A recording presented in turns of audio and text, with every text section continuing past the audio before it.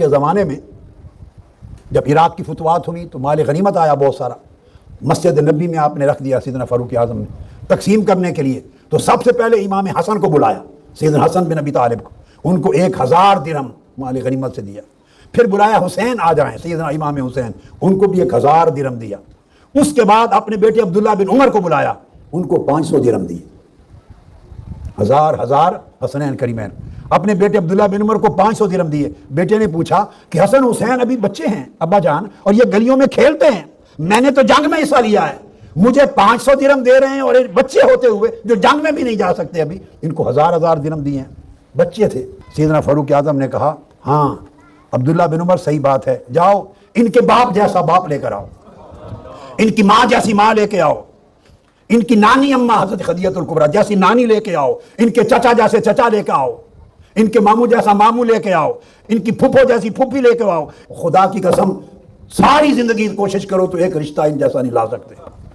کیوں؟ ان کا والد علی المرتضیٰ ہے، والدہ فاطمۃ الزہرا ہے، نانی خدیجہ الکبریٰ ہے، اور ان کے چچا جعفر بن ابی طالب ہیں، ان کی پھوپھی ام ہانی ہیں، ان کے خالو ابراہیم بن رسول اللہ ہیں، خالہ رقیہ ام کلثوم ہیں.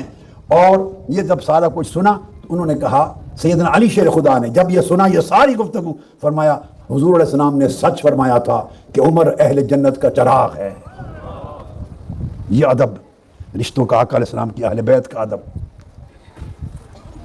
حضرت ابو ہریرہ رضی اللہ تعالیٰ عنہ ایک جنازے سے واپس ہٹے ہیں، گلی میں آگے امام حسین بیٹھے ہیں، چھوٹے بچے تھے، امام حسین بیٹھے ہیں، ان کے پاؤں پر گرد لگی ہوئی ہے، اپنی چادر سر پہ جو اوڑھتے ہیں اتار کے ان کے پاؤں کی گرد صاف کرنے لگ گئے. آپ نے پوچھا ابو ہریرہ آپ یہ کام کر رہے ہیں؟ فرمایا خدا کی قسم جو میں جانتا ہوں اگر سب لوگ جانتے تو سب کچھ یہی کرتے، آپ کو اپنے کندھوں پر اٹھاتے، قدم زمین پہ رکھنے ہی نہ دیتے. حضرت زید بن ثابت رضی اللہ تعالیٰ عنہ اونٹ پر سوار ہوئے تو حضرت عبداللہ ابن عباس نے ان کی رکاب پکڑ لی، جس پہ پاؤں رکھ کے چڑھتے ہیں اونٹ پر یا گھوڑے پر، رکاب پکڑ لی. آپ نے فرمایا اے ابن ام رسول اللہ ایسا نہ کرو، میرے گھوڑے کی رکاب پکڑ رہے ہو.